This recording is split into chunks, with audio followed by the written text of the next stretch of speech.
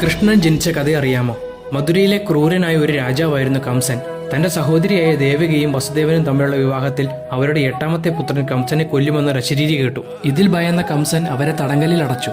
ദേവകിയുടെ 6 കുട്ടികളെയും കംസൻ കൊന്നു. 7ാമത്തെ കുഞ്ഞിനെ ദൈവശക്തിയാൽ രോഹിണിയിലേക്ക് മാറ്റി. മഹാവിഷ്ണു പ്രത്യക്ഷപ്പെട്ട് അവരുടെ കുട്ടിയായി ജനിക്കുമെന്നും ജനിച്ച ഉടനെ ഗോകുലത്തിലേക്ക് കൊണ്ടുപോകാനും നിർദ്ദേശിച്ചു. അർദ്ധരാത്രിയിൽ കൃഷ്ണൻ ജനിച്ചു. ജയിലിന്റെ വാതിലുകൾ തനിയെ തുറന്നു.